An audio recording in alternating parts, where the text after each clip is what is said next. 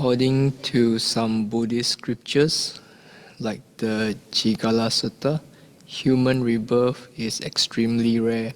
Given the amount of unskillful actions in the world today, such as use of intoxicants like alcohol, attachment to sexual activities, speech like swearing, gossips, etc., it would seem that most people will be reborn in lower realms after death. For practitioners who are trying to dilute adverse effects of bad karma from the past and work towards the final goal of Nibbana, some say there are three things to do. Firstly, follow the 5 precepts as strictly as possible. Secondly, develop generosity by selflessly giving to others when possible. And thirdly, to try to develop the mind through meditation.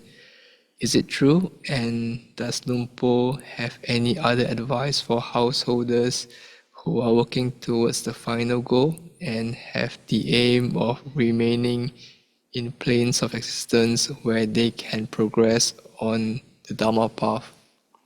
Sadhu. Well, you seem to have encapsulated most of it in your question there already, so I think you already have a good understanding of what you got to do. I think the main challenge is doing it, the putting of all the good practices you've just described into practice on a daily basis, and maintaining that. Because our mind is full of challenges, we have our ups and downs. Some days we're enthusiastic, some days we're not, some days we're focused on the practice, some days we're distracted. So, there's plenty to do, but try to keep listening to the Dhamma, associating with fellow Dhamma practitioners, ideally Sangha, but also lay practitioners is good. Get those external things to help you, and then develop your own lifestyle which supports or promotes Dhamma practice. So regular dana, keeping the precepts, meditation, right livelihood, and just keep at it, keep working at it. And if you find yourself straying from the path, doubts arising or distractions or unskillful kind of activities coming in, we'll try to get back closer to your teachers or your Kalyana Mitta, and that will also help. The Buddha said, Kalyana Mitta, true friends, noble friends, are 100% of the practice.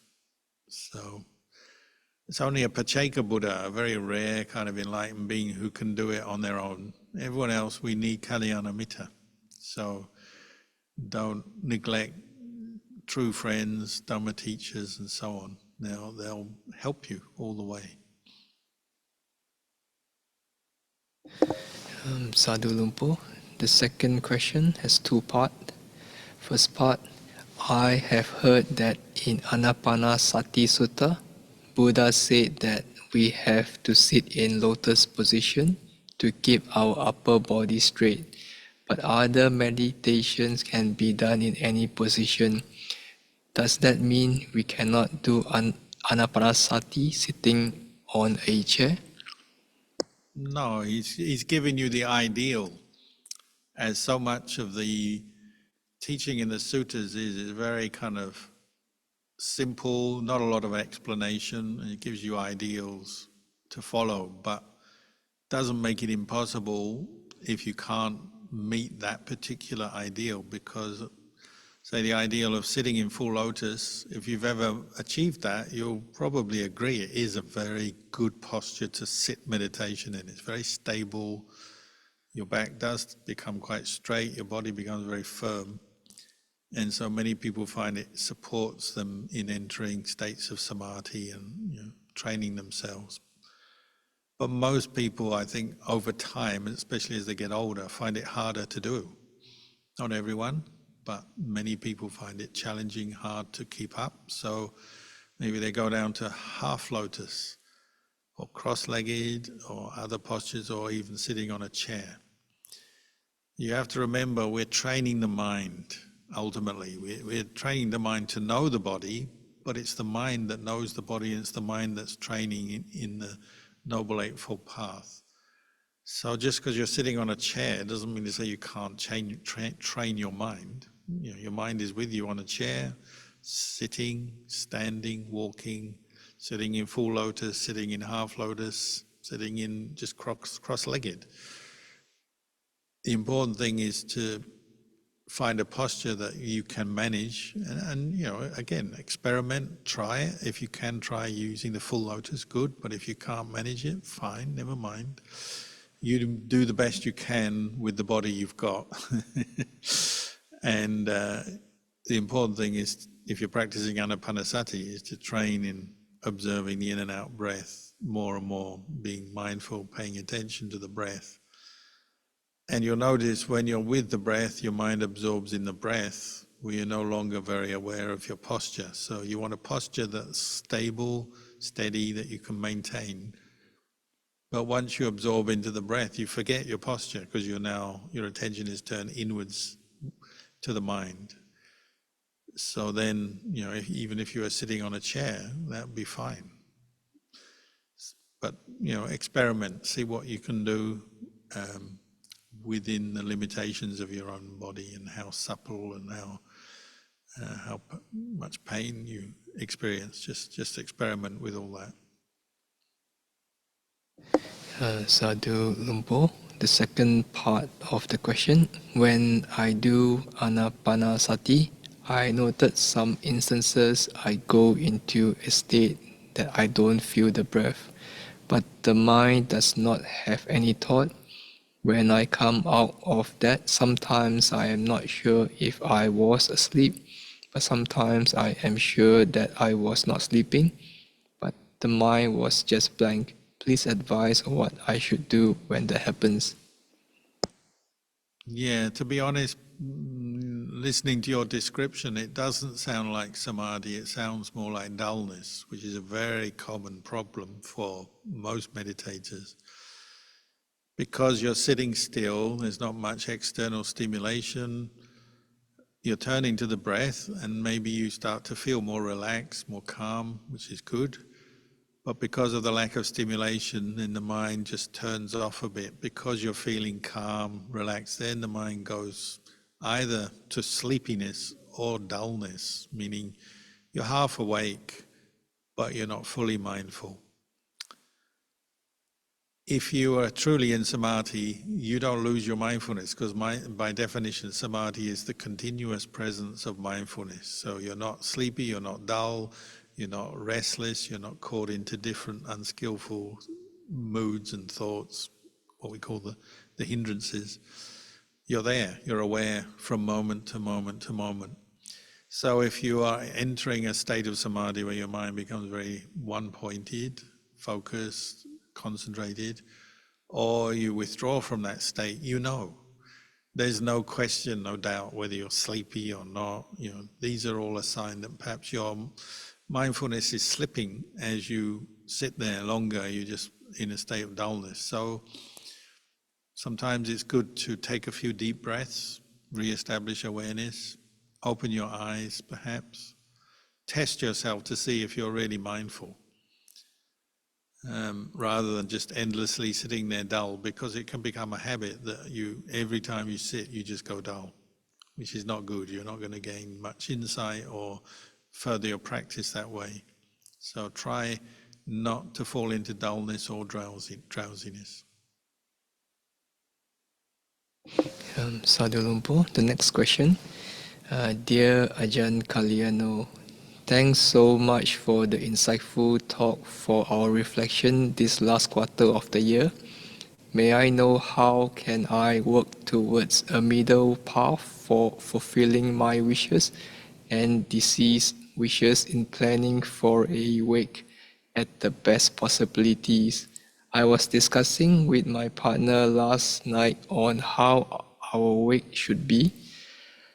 My partner shared that he prefers to have a Taoist funeral like his parents, although he has already gone for 3 refuges ceremony and he had a Pali name.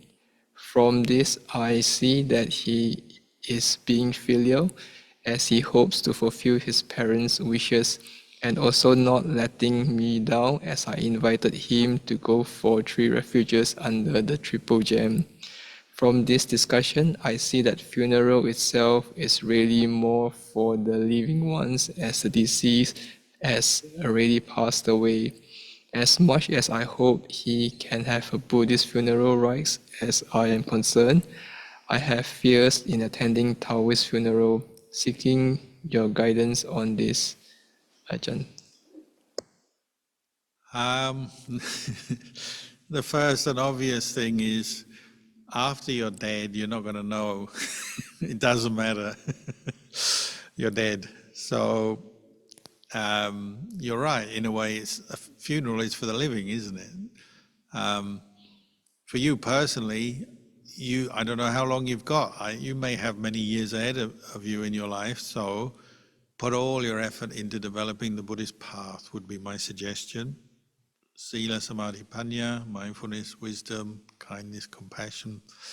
Develop that as much as you can to purify your mind from delusion, free your mind from suffering, to bring up these good qualities as much as you can in the remaining time you have left. As far as the funeral goes, well, everyone has the right to write a will or tell their relatives what kind of funeral they want. So you have to respect other people's wishes as well. But yeah, if you can encourage a Buddhist funeral, it's a good thing for the living, where people maybe come together, invite Sangha to come, make offerings, hear Dhamma teachings, which are often very helpful, make merit through offerings and chanting and doing the various Buddhist rituals. Often people find that very supportive at a time when they're grief-stricken. This is for those remaining after you die. So if it can be a Buddhist funeral, that's good. But if your partner really is determined to have a Taoist funeral, well, that's their right, that's their wish. In the end, as I said, it's how you live is the important thing, the most important thing. So, try to live your life well now. Encourage your partner to live their life well now, for the good of yourselves, for the good of others. And the more you go towards a Buddhist funeral and a Taoist funeral can go together. Often you see fusion funerals where there's a bit of Taoism, a bit of Buddhism. So, you just see what you're comfortable with or what you prefer. Write it down so your children, others can know. This is your right, this is your wish. As I said, once you're dead, it's really up to the living what they do next. Maybe I'll leave it there for now. Sadhu Lumpo, there's a following on from the last question. In addition, I see that planning a wake is a morbid topic and not many are open to talk about. I hope to learn from you to process my own fears of death. I'm currently contemplating on the process of grieving, as there are about 4 deaths and wakes I have attended within these 2 months. They are relatively young, at the age of 50s. There is a rising of stronger sense of fear within me if I were to compare myself attending a funeral of an elderly in her 90s that died peacefully within 1.5 hours. She managed to cook the last dinner for her daughter before passing. I was so heartened to hear. I see a perception of fear rising from the shock and not being able to accept that too I will die someday clearly. The strong part of denial within me is stopping me to further contemplate on death. Will you have any advice for me, Ajahn? Well, you do seem to be contemplating death, hence you've written this question, so that's good. Just try to keep in mind compassion for yourself and others. So whatever instructions you want to pass on to your loved ones for what to do once you've died. We'll try to make it something that's supportive of their well-being, harmony in the family, and encouraging various Buddhist qualities like mindfulness and wisdom. Of course, we fear death. That's because we still are attached to this body and mind. So use that as something to investigate during this period while you're still alive. Investigate, what are you attached to? What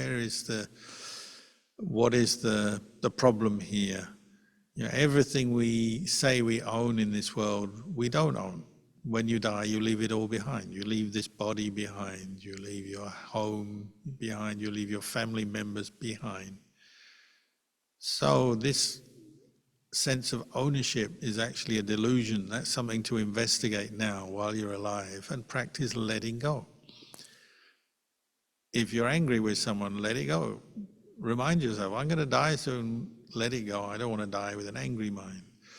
Even a sense of love and infatuation can become a cause of suffering. So practice letting go of your attachment to the people you love, meaning you still wish them well and love them, but don't cling to them. Even your own funeral, we can cling to the idea, I want my funeral like this, and we become very controlling. We tend to, wherever we attach to something, we start wanting to control. You have to start letting go of that way of thinking. Relax a bit and accept, make it easy for your relatives, whatever funeral they're comfortable with, let them do, maybe, or give them some simple guidelines. Let go of some of your wealth. Do some dana now so you get used to letting things go. Accept that your kids or your friends and the people they won't always do what you want. They have their own lives. So practice reflecting on that now. All the people like you say, people will get old, get sick and die. They're already dying. If you're, I don't know how old you are, but you're obviously over 50. Yeah, once you're over 50, funerals become more common, and you start asking who's still left, who's going to go first. It just becomes part of life. The older you get, the more people around you start to die, and you just have to accept it. But try and see that there's a liberating part of all this. The liberating part is it's a chance to let go. You don't have to worry about all these things you've been worrying about for so long. You don't have to cling. You don't have to, some things are very obvious. If you're facing death, you don't have to go traveling anymore. You don't have to fix things up and maintain things and clean things anymore. You don't have to do so many things. So see it as a way of, this is a time to let go. But try not to accumulate more suffering, as you go towards the end of your life. Forgive everyone. Let go of your anger. Let go of all the things that have been bothering you as quickly as you can. So use the reflection on death to help that. And I'm sure everything will be fine. We'll chant for you. You can tell your relatives when you pass away, send your name to Ajahn Kalyano and he'll do some chanting and spread metta for you. We'll do our best for you. If I'm still alive. Maybe I'll die before you, who knows? Sadhu, the next question. Good evening, Lumpo. How does one meditate when the environment is noisy? For example, traffic noise, dog barking, etc. Bring up the love. May all those drivers be safe and happy. May all those barking dogs be healthy and happy. Just bring up the metta and it will help you to let go quicker. Because obviously, if you become very rigid, I've got to have a peaceful, quiet place, I want my samadhi and I don't want any obstructions and obstacles, you easily get irritated and annoyed. So bring up the metta, the compassion, whatever the origin of that sound is, just have a positive thought towards it. So if it's a noise from a vehicle, may they be safe. A dog, may they be safe, happy and well. Someone's playing music, or may they be happy. Obviously, if you can move to a quieter place, if it's practical, if it's possible, good. But if it's not, work more on your own attitude of tolerance, kindness, and then you find you can let go of these things.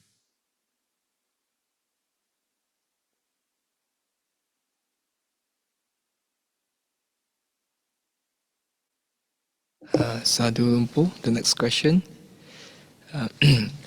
What does Lumpo advise for householders in relation to following the precepts of not being involved in sexual misconduct? Is having strong intimacy with your life partner seen as a positive pursuit in the Dhamma? Well, it's not wrong in the Dhamma to have a partner, sexual partner, have a family. Sexual misconduct, it means harmful sex. So any sexual activity that harms you or other people, so obviously anything that involves violence or coercive behavior, taking advantage of others, cheating on your partner. So, if it hurt, they would be hurt if you take multiple partners, then, that's harmful, isn't it? So you reflect on your actions and the results of your actions, or your possible actions and the results, what results would come. Just as we wouldn't want to have someone, force themselves on us or hurt us in some way, physically or even mentally or verbally, we shouldn't do that to others. So you're thinking about your actions and the results of your actions in your relationship. But a Sotapanna can still have a family and may have children. So Buddhism isn't against sex, as it were, but learning not to use sex as a way to harm others. And as we know nowadays, with the spread of internet, the spread of porn and various unsavory activities which are very harmful. I don't know if they are becoming more common or not. Who has the statistics? I don't know. But it seems like there's a lot more prevalence of harmful sex around visually and online. So we have to be aware of that. We have to protect ourselves from falling into unskillful ways without realizing. So something you have to think about. But the Buddha didn't stop us, getting married or having a partner, but be careful, to be honest, to be kind, develop the good qualities in your relationships, and don't harm others through sex. Sadhu Lumpo, the next question. Does the mind of an Arahant disappears when entering Parinibbana? Could you please explain what is the mind? Is it just a tool to experience samsara? Thank you so much. Attachment and suffering disappears when the Arahant enters Parinibbana. It disappears when they achieve Arahant. So they may still be living, but they still have a body. And if you have a body, then you have to experience old karma coming back to you. So even the Buddha had to go through aches and pains. Even the Buddha may have somebody be rude to him, or scold him or criticize him. Even the Buddha had to meet with the conditions of heat and cold, hunger, pain, and so on.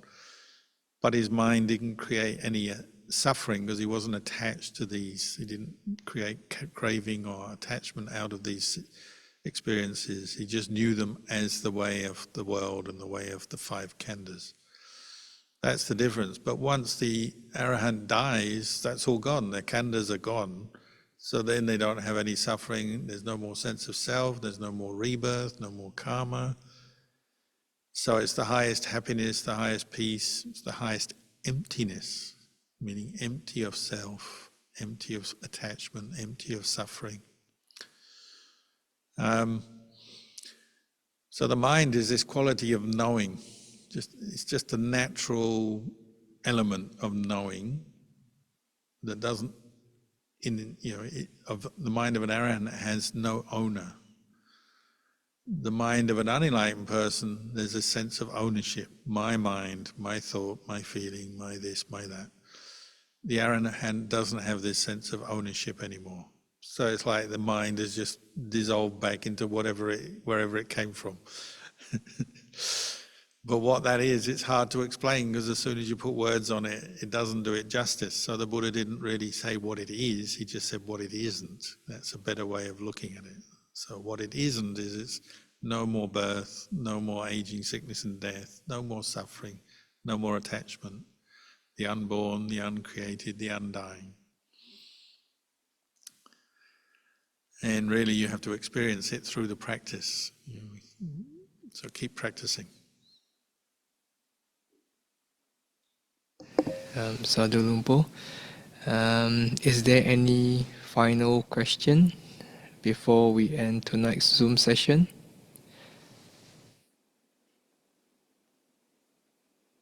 Okay, another question. Dear Ajahn, how to let go of attachment and the sense of ownership?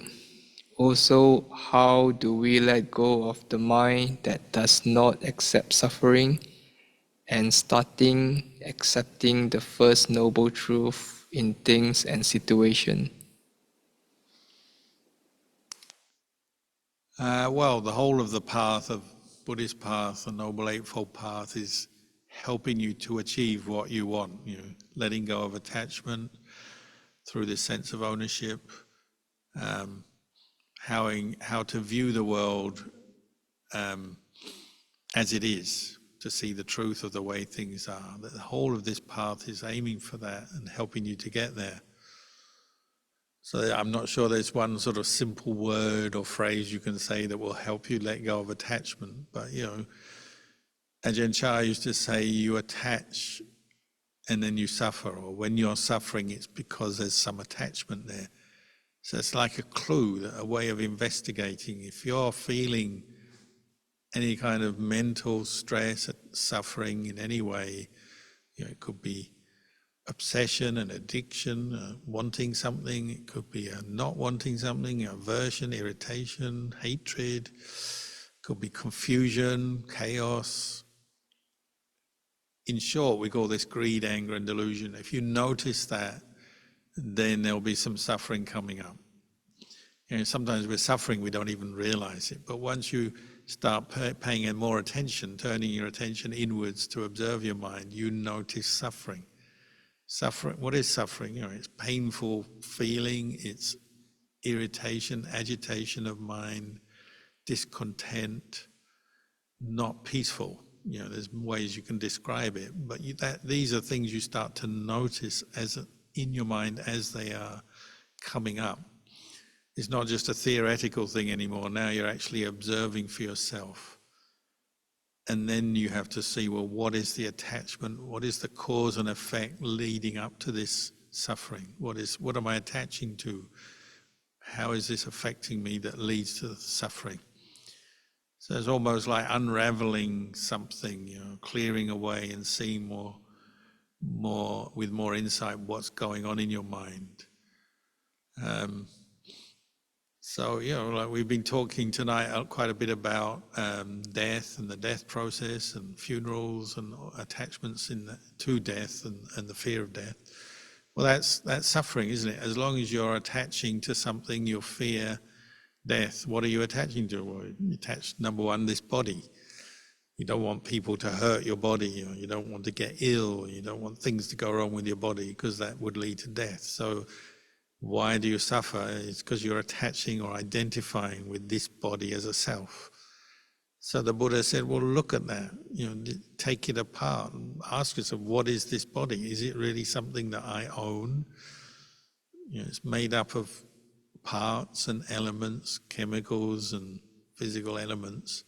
Start breaking it down, analyzing, breaking it down, and it will maybe change your perspective, change the way you look at this body. Same with feelings, memories, thoughts. These things, you can observe them, but you also can observe them arise, pass away, change.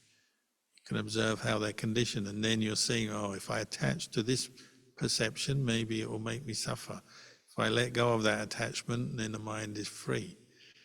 You're learning that all the time, how a perception you've been attaching to has caused you all this suffering. Maybe you have a person you know and you've developed the perception there's somebody you don't like, they're your enemy. So every time you think of them, see them, hear their words, talk to them, you get aversion arising because you've already attached to the perception they're your enemy or there's someone you don't like.